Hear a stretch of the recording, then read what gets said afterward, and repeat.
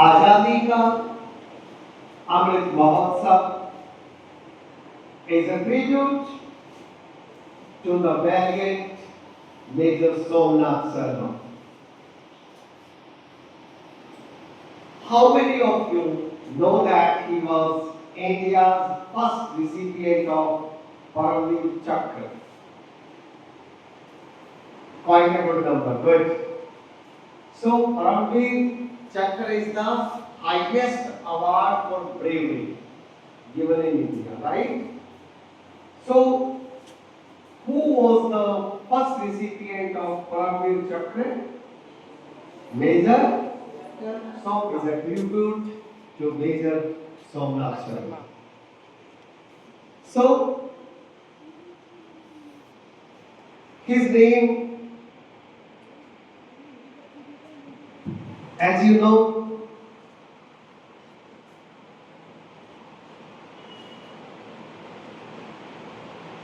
etched in the annals of history. His bravery and sacrifice stands as a beacon of inspiration at every intersection of patriotism, whether through the National War Memorial, soul-stirring patriotic songs, books, stories, recounting acts of valor, or celebrations of Azadi Ka Amrit Mahotsav. His memory is honored. Major Somnath Sharma's legacy of courage and devotion to the nation remains forever alive, reminding us of ultimate Major Somnath Sharma, जो कि India that is Bharat के पहले परमवीर चक्र विजेता थे। जैसा कि आप सब जानते हो, परमवीर चक्र भारत में बहादुरी के लिए दिया जाने वाला सर्वोच्च पुरस्कार है। उनका नाम इतिहास के स्वर्ण अक्षरों में हमेशा के लिए अंकित हो गया है। उनकी बहादुरी और उनका सैक्रिफाइस आगे आने वाली पीढ़ियों के लिए इंस्पिरेशन का काम करेगा। जब भी इस भक्ति की बात होगी, चाहे वो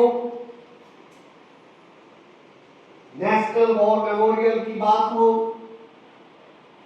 चाहे वो किताबों में लिखी जाने वाली स्टोरी, सुनाए जाने वाले एक्ट, बहादुरी की जितनी भी कहानियां हमें सुनाई, आजादी का अमृत महोत्सव मनाया जाए, सब में मेजर सोमनाथ शर्मा का नाम हमेशा आदर से लिया जाएगा। हम सब एंजल्स भी मेजर सोमनाथ शर्मा की बहादुरी को सैल्यूट करते हैं। दोस्तों, मेजर सोमनाथ शर्मा के साहस और उनके डिवोशन की लेगेसी हमेशा हमारे देश में जीवित रहेगी।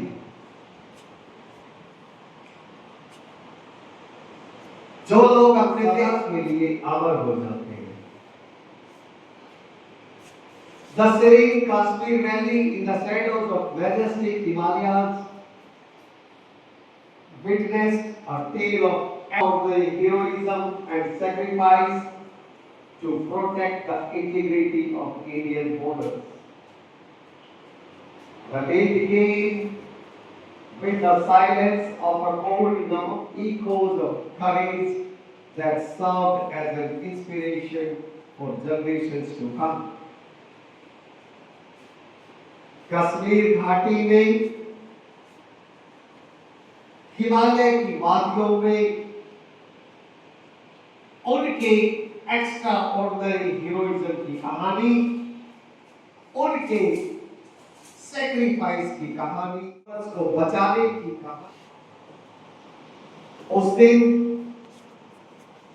जैसा कि आप जानते हैं हिमालय पर नवंबर के महीने में काफी ठंड हो जाती है। तो शाम, वो नवंबर की शाम थी। शाम तो साधारण सी शाम लग रही थी, जैसे नवंबर की आम रातें होती हैं, लगता था वो भी ऐसे ही गुजरेगी। लेकिन वो रात, वो शाम बहादुरी की एक नई गूंज लेकर आई, जो हिमालय की उन वादियों में आज तक गूंजती है। उन्होंने आने वाली पीढ़ियों को इंस्पायर करने का काम किया है अपने hero. Story of major Somnath Sharma, the brave man that he led on a mission to protect Srinagar airport from falling into the hands of guerrilla force trained and backed by Pakistan. This is the story of how 90 men managed to foil the plan of some 500 infiltrators who wanted to capture Srinagar and Kashmir Valley and deliver a blow to newly independent India. हम सब जानते हैं भारत 1940 आजाद हुआ, लेकिन उससे एक दिन पहले भारत के विभाजन रेखा के साथ दो टुकड़े भी कर, पहला, दूसरा, पश्चिमी पाकिस्तान और पूर्वी पाकिस्तान, जिसे आजकल हम बांग्लादेश कहते हैं, और तीसरा, अंग्रेज 4 रियासतों को जाते जाते आजाद छोड़ गए। उन्होंने चारों को, एक्चुअली अंग्रेज जाते जाते रियासतों को ये कहकर गए कि आपकी मर्जी है, आप चाहें तो भारत में शामिल हो जाएं, आप चाहें तो आजाद रहें। हैदराबाद, जूनागढ़, श्रीनगर, इन्होंने फैसला किया कि ना वे भारत में शामिल होंगे और ना पाकिस्तान में शामिल होंगे, बल्कि अपना अलग देश बनाएंगे। दोस्तों, जम्मू कश्मीर के महाराजा हरि सिंह ने ये फैसला तो कर लिया कि हम भारत में शामिल नहीं होंगे, लेकिन उनका ये लालच, गद्दी का ये लालच महंगा पड़ने वाला था, भारत को भी और जम्मू एंड कश्मीर को। अचानक, ये 1948 की बात है, शुरुआती दिनों की, अचानक पाकिस्तान की सेना और कुछ उग्रवादी सिविल ड्रेस में भारत पर आक्रमण कर दिया, श्रीनगर पर। जम्मू एंड कश्मीर ने श्रीनगर को कैप्चर करने के लिए आक्रमण कर दिया, ताकि वे जम्मू एंड कश्मीर जो आजाद रह गया था उसे पाकिस्तान में शामिल कर दिया।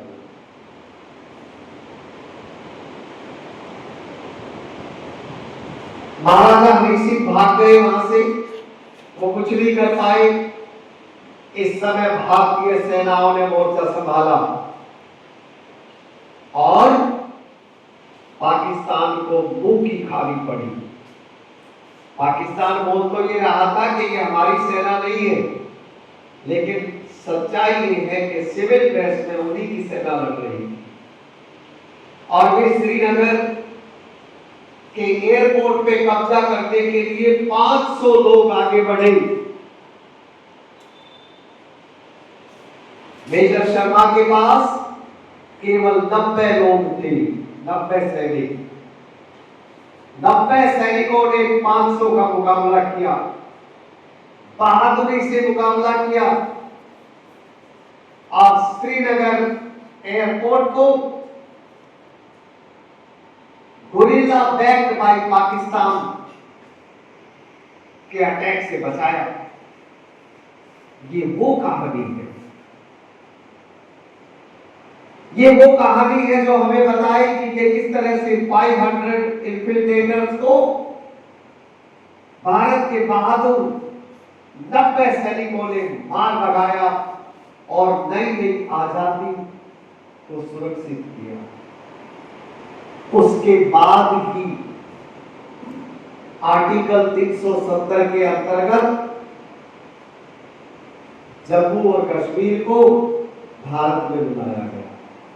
लेकिन दुखद ये है कि थोड़ा सा हिस्सा तब तक कश्मीर का पाकिस्तान ने दबा लिया था, तो जब फिर युद्ध विराम हुआ तो वो हिस्सा थोड़ा उधर रह गया, जिसे हम आज कईयों के बोलते हैं पाकिस्तान ऑक्युपाइड कश्मीर आना था।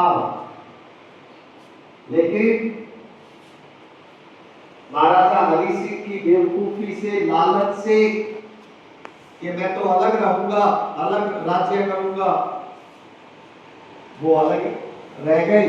और फिर पाकिस्तान तो आप जानते ही है कितना खुरकुट और कितना अटैक कर दिया, थोड़ा सा हिस्सा उधर रह गया, बाकी कश्मीर अब हमारा अब एक हिस्सा है। देखिए ये जो लड़ाई हुई थी,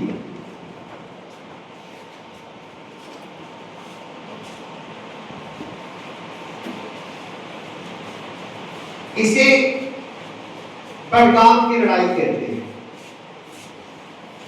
इसे कौन सी लड़ाई बोलते हैं? पहलगाम की लड़ाई। और तो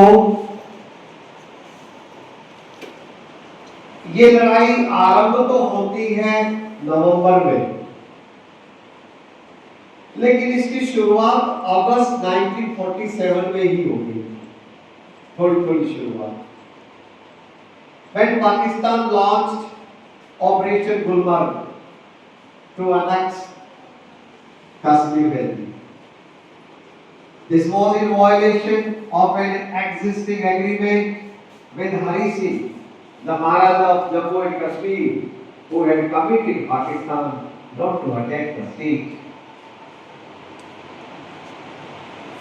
देखिए ये इस तरह महाराजा हरि सिंह के साथ धोखा भी था। महाराजा हरि सिंह ने पाकिस्तान से वादा करवाया था कि आप कभी हम पे अटैक मत करना, हम कभी आप पे अटैक नहीं करेंगे जब हम आजाद हुए 1947। लेकिन आप अंदाजा लगाइए, पाकिस्तान ने एक ड्रामा किया कि हमारी सेना अटैक नहीं कर रही है, और वो तो पता नहीं गुरिल्ला लोग हैं जो अटैक कर रहे हैं। लेकिन those guerrillas were backed by Pakistan Army। उनमें से कईयों के पास तो उनकी सेना के आई कार्ड मिल गए सिविल ड्रेस। तो दोस्तों, instead of honoring around 1000 invaders who possessed deep knowledge of mountain passes and local terrain to enter Kashmir and take control of strategic locations, including the Srinagar airport. The total ultimate goal of their plan was to engineer a revolt in Kashmir, overthrow the government and capture the territory. If they had succeeded, it would have allowed them to control strategic mountain passes, peaks and rivers. On 22nd October, Operation Gulmarg was launched and these infiltrators invaded Kashmir, which led to the princely state becoming a part of India on 26 October 1947. तो पाकिस्तान ने अपना वादा तोड़ा। Pakistani army ने 1000 invaders को training देकर, सेना का इक्विपमेंट देकर और उनको माउंटेन पासेज में कैसे लड़ाई लड़नी है, ट्रेनिंग देने के बाद भारत में भी, कश्मीर में भी वो श्रीनगर एयरपोर्ट के ऊपर कब्जा करना चाहते थे। उनका अल्टीमेट गोल कश्मीर में एक रिवोल्ट करवाना था, जिससे वो वहां की सरकार को उखाड़ के फेंक दे। महाराजा हरि सिंह की सरकार को भगाने के बाद वो कब्जा करना चाहते थे जम्मू एंड कश्मीर पर। अगर वो इसमें सफल हो जाते, अगर वो स्ट्रेटेजिक माउंटेन पासिस और पीक्स पे और नदियों पे कंट्रोल कर लेते, तो भारत के लिए बहुत बड़ा नुकसान होता। 22 अक्टूबर ऑपरेशन गुलमर्ग शुरू किया और ये इन्फिल्ट्रेटर्स कश्मीर के अंदर घुसते चले गए। लेकिन कश्मीर के महाराजा ने अक्टूबर 1947 को भारत के साथ एक संधि कर ली। उन्होंने कहा कि आप हमें बचा लो, वे कश्मीर का विलय करते हैं। तो इस तरह से 26 अक्टूबर 1947 को कश्मीर भारत में शामिल हो गया। अब कश्मीर को बचाना हमारी सेना का फर्ज था, क्योंकि अब कश्मीर भारत में शामिल हो चुका था। अब जब कश्मीर भारत में शामिल हो गया है, तो क्या भारत की सेना उसकी तो हुआ। In response to the invasion, the government of India sent its troops to defend people of Kashmir and India's borders on 27 October 1947. A contingent of troops posted to Jammu and Kashmir was airlifted into Srinagar because the land route through Pathankot was not in a good condition. तो दोस्तों, कश्मीर भारत में शामिल हुआ और 27 अक्टूबर को एक ही दिन में भारत के बॉर्डर्स को, जम्मू कश्मीर के बॉर्डर्स को बचाने के लिए सेना भेज दी। जम्मू और कश्मीर को जाने वाला रोड जो था वो खराब हालत में था, इसलिए हवाई जहाज से सेना भेजी गई और उन्होंने जाकर के पाकिस्तानियों का बहादुरी से मुकाबला किया। आपको अच्छी लगी हो तो आप एक बार इस कहानी को यहाँ तक रिवाइज करके मुझे सुना दो, और फिर आगे की कहानी हम 10 मिनट के ब्रेक के बाद। सेना के लिए इस वीडियो को एंड करने से पहले एक बार एक स्वर में सब मेरे साथ बोलिए, भारत माता की जय, भारत माता की जय, भारत माता की जय। फिर क्या हुआ? On 31st October, the D Company of the 4th Battalion of Kashmir of Kumaon Regiment. Do you know about Kumaon Regiment? Well, I will tell you. So on 31st October, the D Company of 4th Battalion of Kumaon Regiment, under the command of Major Somnath Sharma, was also flown into Srinagar. At that time, Major Somnath Sharma's left hand was in plaster, but he insisted on being with his company while in combat. He knew that his mission would be very challenging and told his senior officers, I know my men better than everyone else, and if they are going into action, they are not going in without me. These words highlighted his commitment to his men and his country. Before their arrival in Srinagar, there had been unfounded rumors of tribal movement towards the village of Badgam, less than 5 kilometers away from the Srinagar airport. The village was on a higher altitude than the airfield and access was through the village. Hence, it was important for Indian forces to retain control of area in order to protect troops and facilitate supplies arriving via air. तो दोस्तों 31 अक्टूबर को आप ये timeline याद रखिएगा। 26 अक्टूबर 1947 को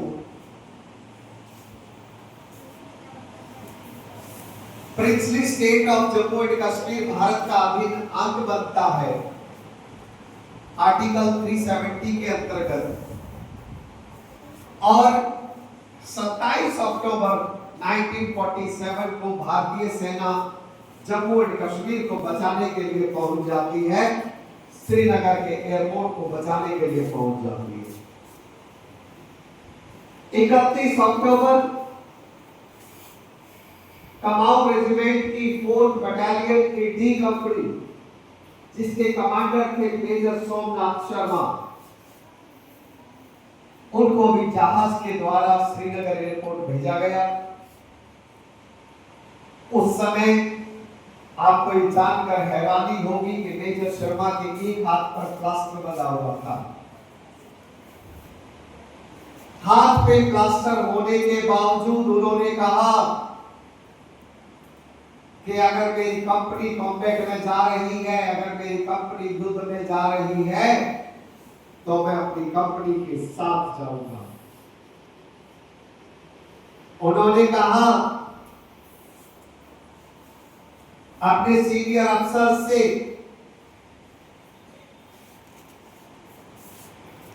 कि मेरे सैनिकों को मेरे से ज्यादा कोई नहीं जानता, इसलिए जब वो एक्शन में होंगे तो मेरा उनके साथ होना बहुत जरूरी है। ये शब्द दर्शाते हैं उनका कमिटमेंट देश के लिए और अपने सैनिकों के लिए। मित्रों, श्रीनगर पहुंचने के बाद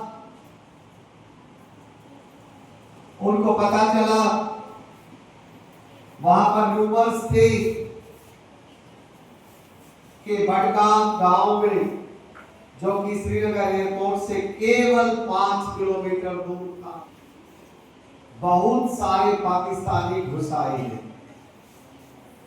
आप अंदाजा लगाइए, श्रीनगर एयरपोर्ट से केवल 5 किलोमीटर की दूरी पर बडगाम में पाकिस्तानी घुसे हुए हैं और अभी अभी हमारी टी कंपनी ने लैंड किया है।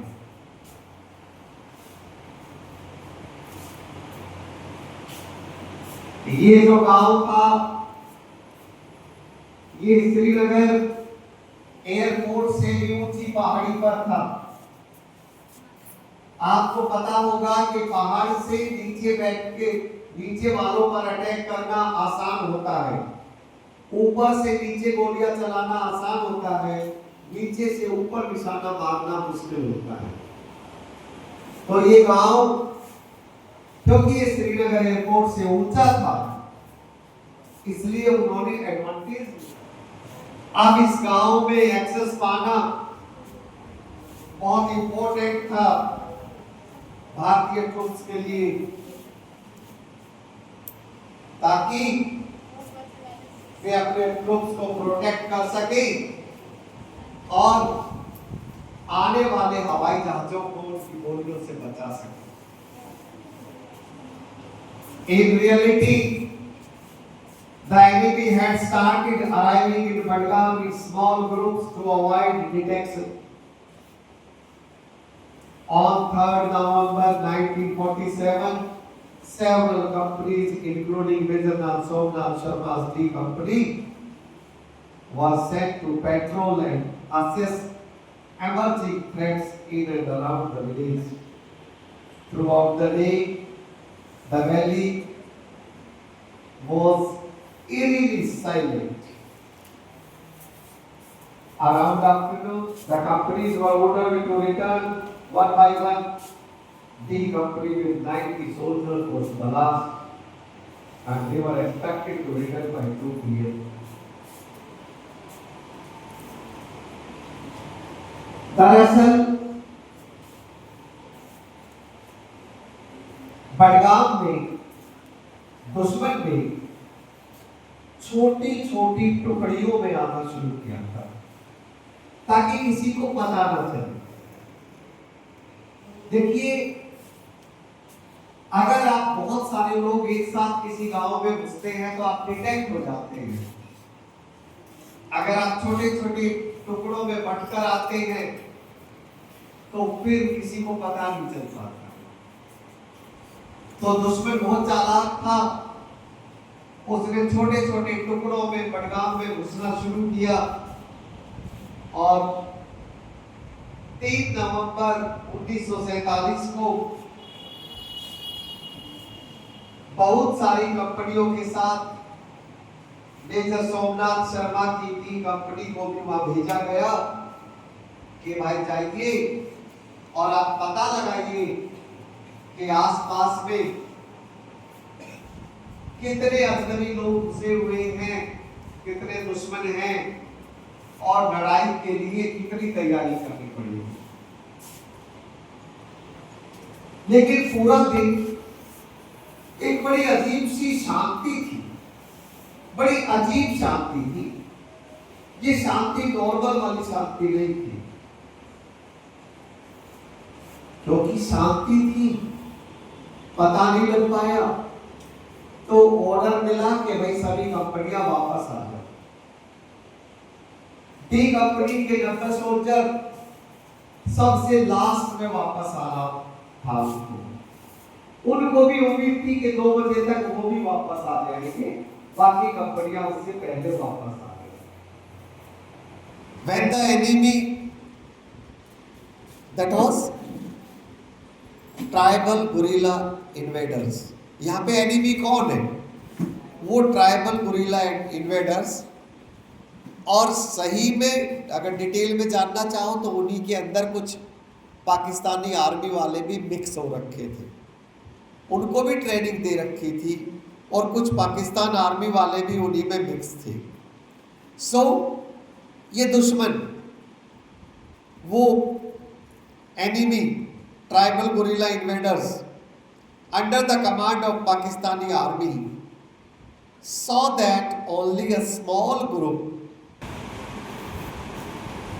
of Indian soldiers were left behind in Badgaam. They attacked them. Their initial attack was met with stiff resistance by Major Somnath and his men. However, Major Somnath correctly visualized that the first attack was just a distraction. Shortly thereafter, a major attack came from another side. By then, Major Somnath Sharma and his 90 soldiers were facing about 500 invaders. मुझे नहीं पता आप जानते हैं या नहीं, युद्ध में बहुत तरह की चालाकियां की जाती हैं और उन्हीं चालाकियों में से एक चालाकी उन्होंने करी कि उन्होंने जब अटैक किया तो शुरू में जो अटैक था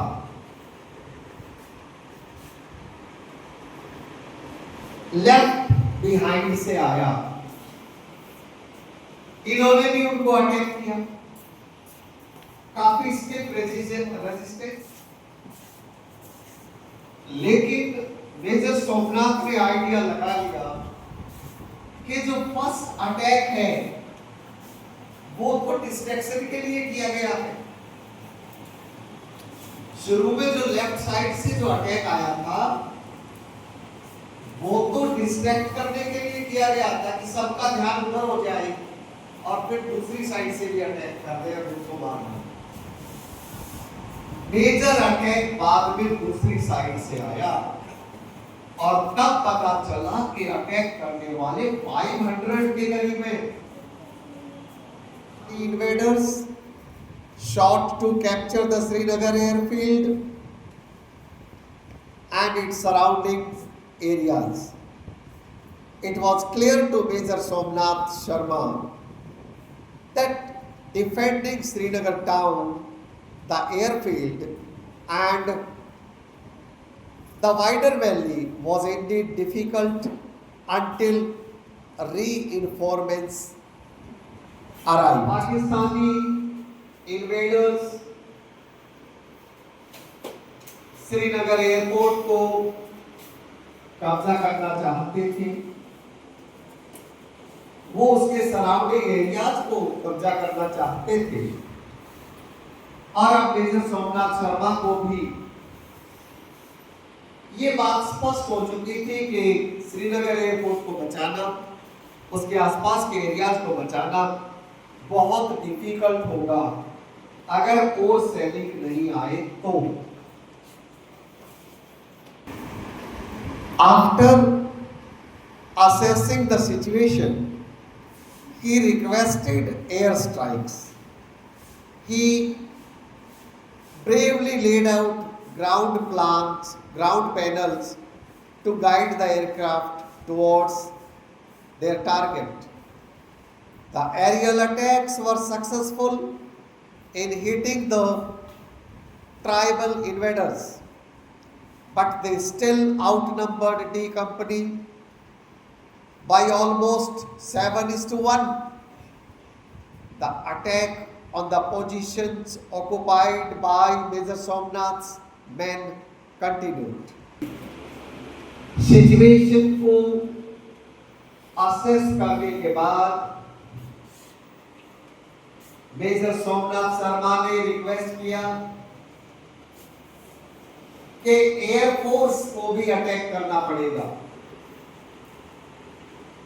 उन्होंने भारत के एयरक्राफ्ट को सहायता करने के लिए बहुत अच्छे से गाइडिंग पैनल बिछाई। हमारे जहाजों के द्वारा किए गए अटैक सफल रहे, लेकिन जमीन पे जो लड़ाई हो रही थी उसमें हमारे एक सैनिक को उनके 7 सैनिकों से लड़ना पड़ रहा था। आप समझदार हैं, समझते हैं कि लड़ाई में 1:7 की रेशो में जीत नहीं सकते। तो ये समस्या थी। Outnumbered and facing devastating fire, Major Somnath Sharma and his men stood resolute. The air was thick with the sound of gunfire and the cries of battle, but Major Somnath Sharma's voice cut through the chaos, urging his men to fight with tenacity and valor. Despite heavy casualties and his injuries, Major Somnath Sharma displayed unparalleled bravery. He moved fearlessly through the battlefield, directing fire, filling magazines for his gunners, and encouraging his men to hold their ground. संख्या का इतना बड़ा अंतर होते हुए भी major Somnath Sharma के सैनिकों ने बहादुरी से सामना किया। हवा में चारों तरफ गोलियों की आवाज और मेजर सोमनाथ शर्मा की आवाज सुनाई दे रही। इतने शोरगुल के अंदर भी मेजर सोमनाथ शर्मा की आवाज आ रही थी, बहादुरों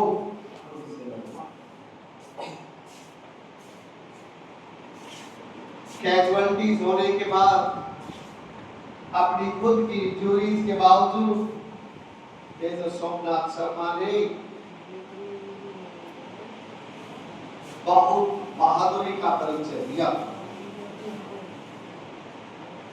वे लीडर होकर के बैटलफील्ड में घूम रहे थे और अपने सैनिकों के, अपने गनर्स के बैग थे